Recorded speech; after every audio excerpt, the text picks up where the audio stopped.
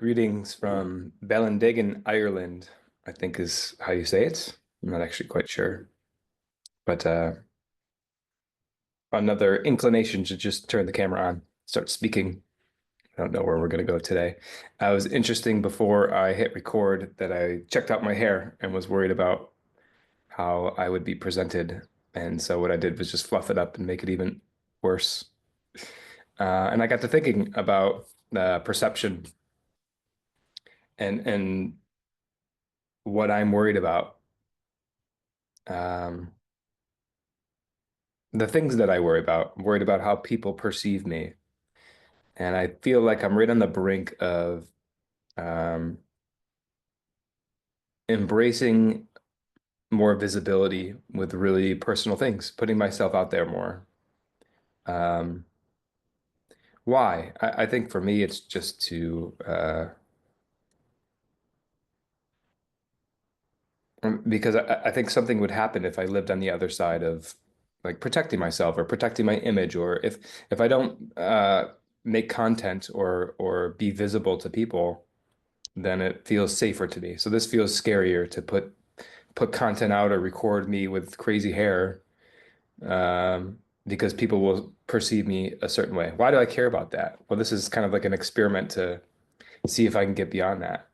Can I get to a point of not caring, and can I practice by recording a video where um, I might be worried about somebody judging me because of the way that I look. Um, so as with most of these videos that I record, it's just about contemplating the things, contemplating life. These are my favorite subjects because I don't want to live a life just running through the motions. And I think when we slow down enough in our busy lives, we probably all have that in common, that we want our life to be meaningful. What does that even mean though? I think for me, sometimes I go to, well, I want my life to, I want to contribute. Contribute to what? Contribute to other people, and why would that be meaningful? Why is that good? Why is it necessary? Does it all come down to me and how I feel? Oh, I'll feel better because I'm helping other people. I feel less selfish. Like, what is that? Uh, what are the facades here? What's fake? What's real? And for me and a lot of my contemplations, I believe that the human race, if you think of us as a collective, we're sort of all in this together. We're a lot of us chase this great mystery of life, of what the heck is this? There's different dimensions to our reality, to our existence, and a lot of us only deal with or worry about or exist in one of them. It's a physical dimension. We um, do a job. We earn a paycheck for it. We are able to buy things for ourselves to sustain ourselves, food, water, and luxuries. I think there's a lot of wisdom when you connect with elders in a culture. It's not very common to value the elders in the United States, but as I visit these other countries, I see how elders are honored, or the wisdom that they carry. So I don't want to wait till the end of my life to contemplate, what life is for or what I should be doing here. Um, so and then to even think like that is limiting. But I have to think like that in order to get to whatever is beyond that. I have to make my way through and work my way through things. And that's the value of life to me, is that yes, we're here for a short time in the grand scheme of the cosmos. But if you live for 80 years, 90 years, 100 years, that's a long time, um, to blank, to contemplate life, to think about why you're here, to think about your purpose, to live in alignment with some sort of higher good that is greater than you. And I think it takes a couple decades, at least it did for me, to want to prioritize that above the surface level things of just waking up and going to work and earning a paycheck. I want to separate myself from that world to know what's beyond that world? What are the other dimensions like? Pause.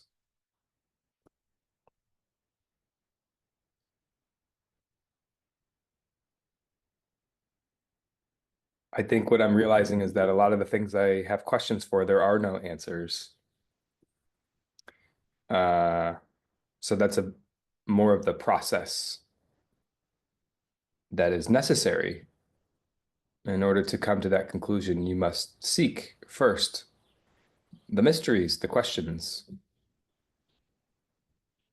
So what do? Do I just not pursue truth anymore or question things? I think if anything, I'm more curious than ever, and I'm looking for different ways to think and to feel through these things. And it's causing me to have to switch my paradigms drastically. I'm realizing that the things that I've been raised with or that I've been exposed to or that I've experienced in my life, I would like to change. And that's not easy. It's like programming, and it's such a cliche term or word. So I always try to come up with an example, but it's like I'm thinking of like video game systems. So a Sega Genesis, for example, great system. Um, what it feels like is the equivalent of reprogramming a Sega Genesis system to do what Sega Genesis does into like a GameCube system. It feels nearly impossible. Sega Genesis was built to be Sega Genesis. And so how do I install GameCube? I'm sort of implying that GameCube's a superior system, but maybe not my opinion anyway. Um, but you get the point that I'm trying to like put in another program. I'm actually trying to deprogram so that there is no program. That's the crazy part. And does there need to be a program that exists in me? And what is the most ideal program? Um, See, these things don't have answers, or at least the way that I'm questioning them. So what I've ultimately got to is if I can't outthink this thing, if I can't intellectualize and come up with the answer, aha, got it, purpose to my life. This is how I live. This is what I'm going to do. This is how I'm going to reprogram. I've graduated, for better or for worse, to from thinking to sensation and feelings and emotion. Why? Well, because that's the part of this of the code that is more infinite to me. So the programming and the thoughts and the intellectual are more manipulations or kind of thrust upon me. They're man-made, they're human. Whereas my emotions are they feel more eternal, if you will, if that's a good word to use. They feel more ethereal or automatic. And it's because I don't have any control over them. I do have control over my thoughts, and we've proved that we can prove that through meditation and just observing, and I can change and choose where I place my attention, which is another great secret of the universe, how powerful your attention is and what you pay attention to, what I pay attention to. With emotions, we don't have the power to alter what an emotion feels like, but we do have the power to either allow or to block them. And I think the great thing that I'm coming to understand is how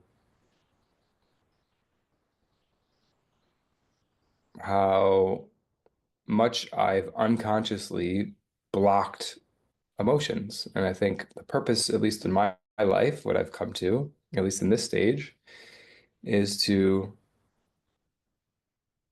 not go back, but to like be present with emotions I haven't let myself feel over the years.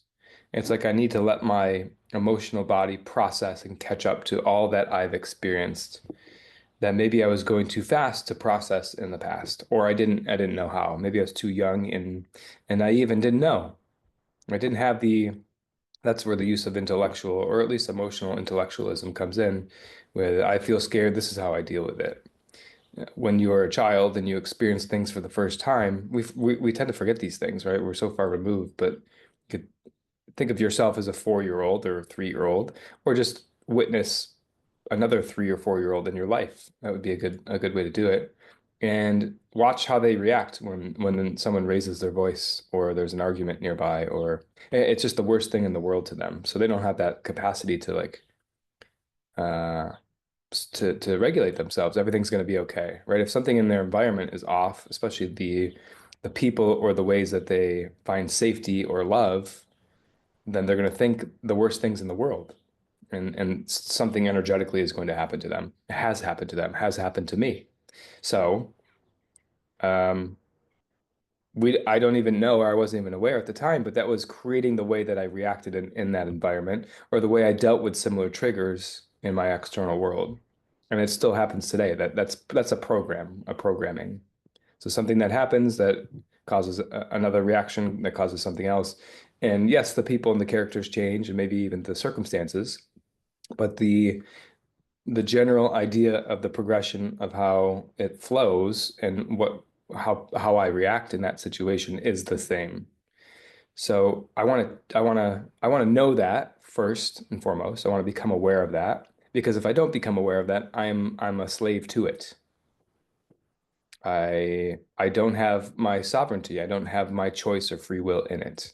So if I want that, I have to figure out why, uh, like what happens that makes me not have the ability to choose anymore.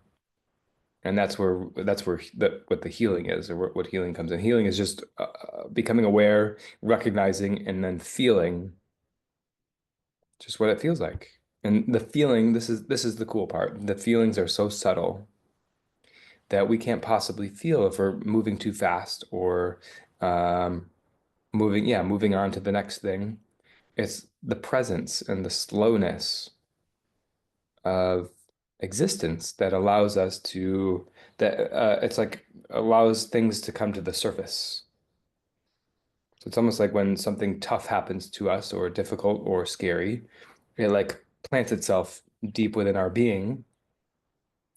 And in order to get to it, you have to be still and pause so that it feels safe enough to like wriggle its way to the surface so that you can feel it. It's in there, it's deeply embedded.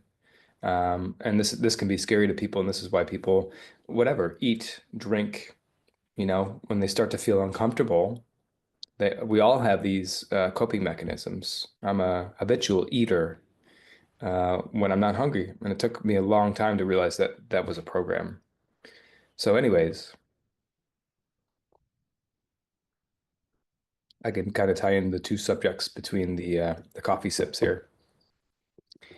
Meaning of life, like how should I be living, or what's the highest form of living? And processing pain and emotions and feelings. Well, how are those two related? Well, if I am able to work my way through feeling things, and I'm particularly referring to, uh, at the risk of labeling them, like the more difficult emotions, or the emotions that don't feel as good: pain, sorrow, frustration, anger, sadness,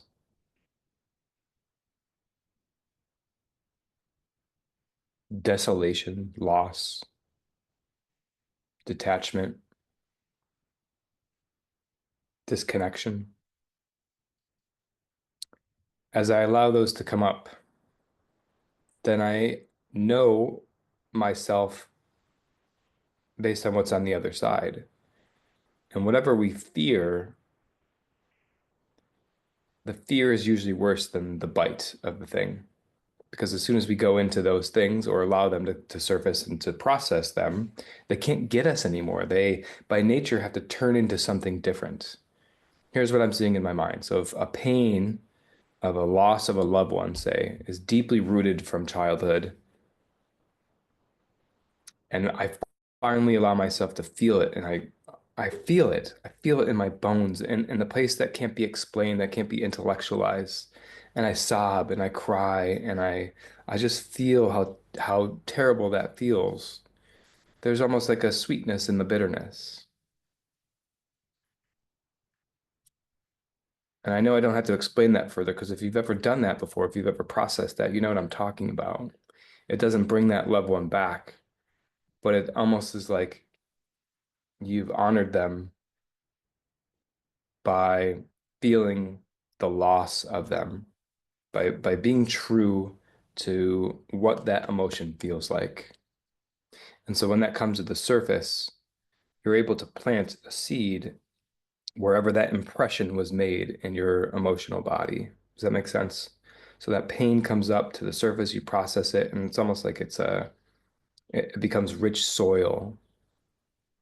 And so that's how what people refer to when they say, like, I want to use my pain for good. So you plant a seed, and what does that mean? That could mean anything, right? So if you do justice to your emotions, if you revere them and honor them by feeling them and allowing them to surface, it creates this cavity um, in your body soil, if you will, where you can plant a seed and something can grow from that. That's the seed of grace, as I might call it. Grace is like this compassionate love mixed with the sorrow of pain. And so why is even this important? Tying it back to subject number one. Why would I choose to do that? That's a hard way to live life. It's difficult, it's challenging. Well, for me, it is to know love at a deeper level. It's to brush up against the great mystery. And this is what I've come to call as God. I know that's a triggering word for people, but just substitute universe. Um, I've been calling it the great mystery lately because that's what God is. It's this thing that no one can put their finger on, we can't explain, we can't prove. That's why there's been debates all throughout history. Um, I like the idea that I don't believe in God. I know God. If you experience God, if you experience the great mystery, you don't have to believe in it. So the faith comes in of experiencing a brush up against the supernatural, that which you cannot explain, and just to acknowledge that there's something there that doesn't make sense and kind of shows up in your life sometimes at the most inopportune times. Um, like it decides for you, and you can decide how much you let it in. Sometimes it just overtakes you, and that's where emotions can come in. So, but why? Why live that way? Why why know love? Why to know the great mystery? Why to know God? Because that's what we are. I think we're here to on this life journey to know, to experience.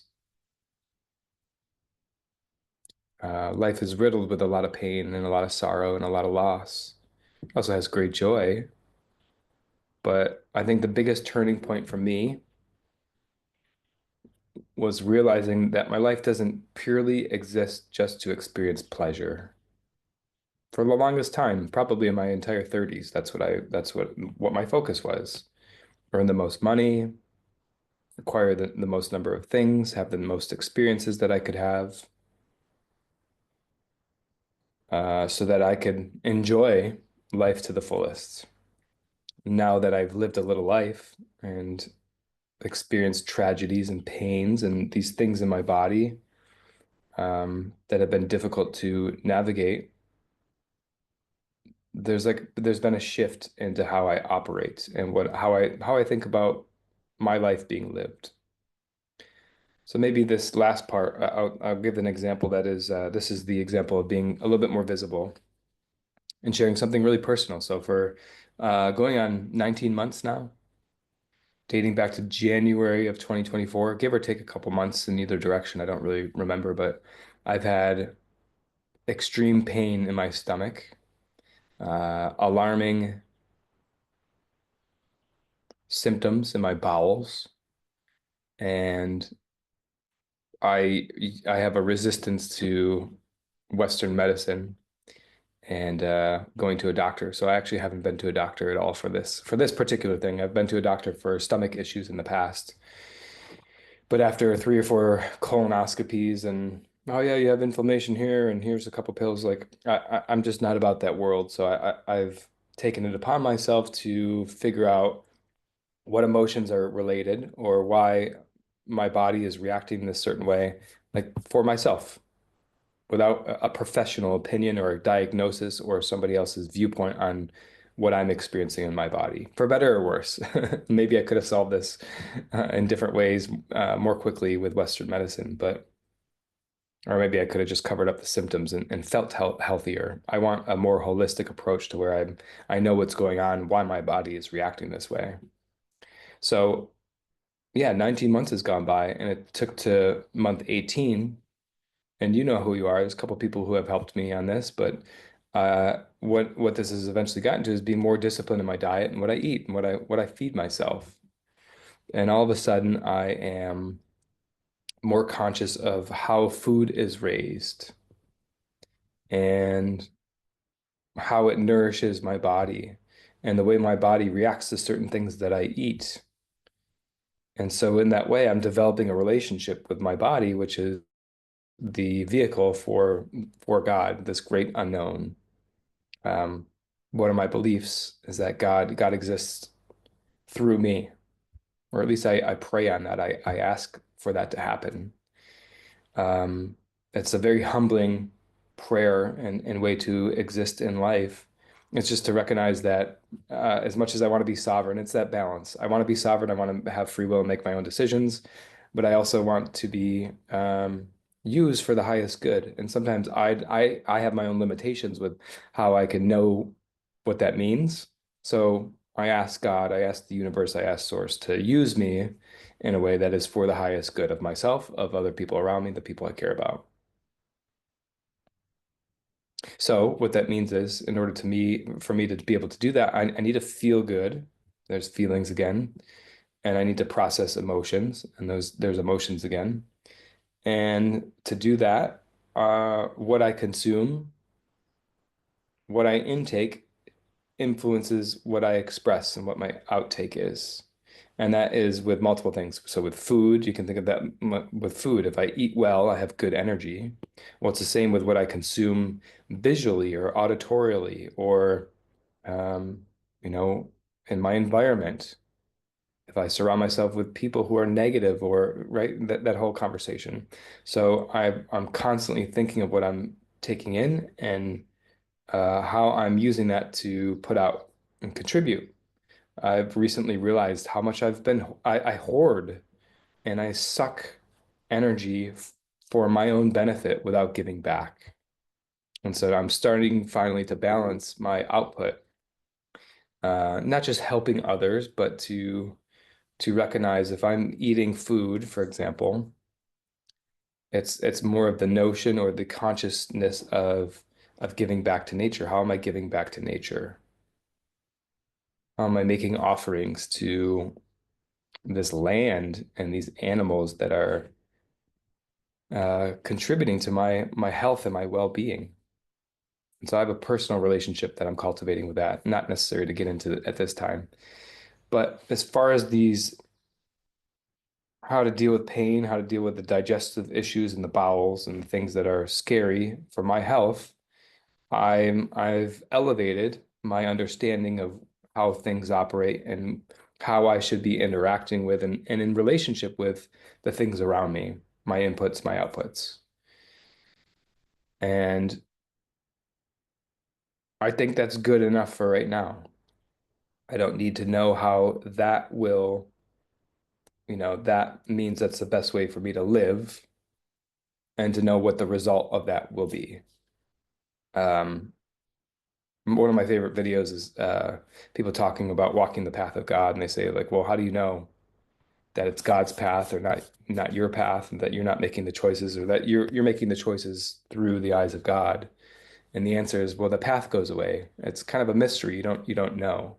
And in that way, you let God work. If you think of God as this all-knowing, omnipotent, omnipresent.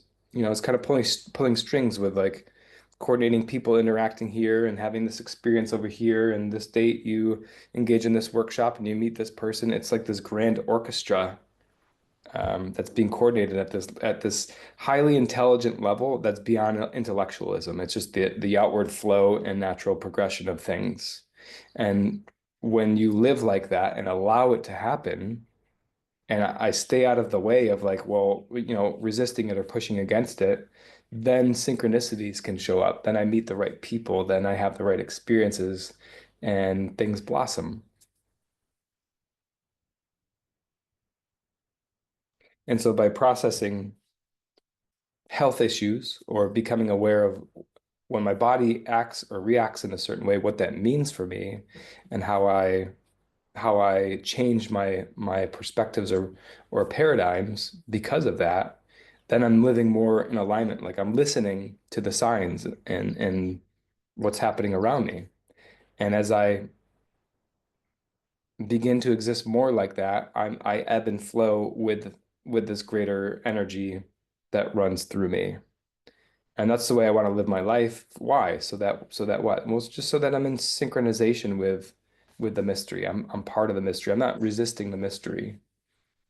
And you keep asking why, right? You can keep asking why. Well, why would you want to do that? I don't know. That's just the way that feels most right to me. If it feels like I'm not fighting against anything, that's what it is. It's living in non-resistance with it, which is another just cliche term. Because it feels better to me. If I'm fighting against something, if I'm really resisting, that's how inflammation happens in the body. That's how I would sum all this up. Here's how we're going to close. The way that my body feels, the way that it reacts, yeah, pertaining to stress, inflammation, injury, I see those all as corrective mechanisms on the path. If my leg hurts, it's life, aka God, aka the universe, aka source, directing me and like nudging me in a different direction. Okay, if my leg hurts, I'm not going to run or exercise as much until it's healed. Well, maybe in that space, I do more meditation, right? So there's non-resistance in what is given to me. I can have a path and I can make commitments and move towards something. And then I am open to the ways that God will nudge different paths along that path. And that feels like the best way to live to me. It's an art. You never get good at it, and all of a sudden you take your foot off the gas. It requires a constant vigilance to be aware of how you're being nudged by the universe. And in that way, it's exciting to me. I wonder what the universe is going to have me break down. I wonder what God is going to show me to uh, have me view my perspective, my paradigms in a different way, have me change my perspectives and paradigms. I wonder what beliefs I've been holding on to for years and years, maybe even decades, that God is going to have me reassess and reexamine through emotion, through pain in my body, through the resistance that I feel, through the inflammation. And the general gist of where I'm going is to feel the best in my body because I am in non-resistance to the flow of life. That's where we're going to end it. That's as far as I've gotten. And I'm trusting that on the other side of that will be something rewarding. It doesn't need to be. I've released my desire for that just by living this way. And if my life gets worse or my experience of life gets worse after that, then I've accepted that's the way that God, the universe wants me to experience it. I don't know why. Maybe there's a benefit, maybe there's not. Maybe that's just my destiny, but I'm willing to release my resistance if that's the way it needs to be. And I think it's because I believe in the greatest good that if I live that way, then that is the highest and most good way to live my life. without having to know why or how that fits in. So what did I just talk about? I don't even know what I was just saying, but it feels good to get some of that stuff out and to share that. And yeah, we'll see you next time.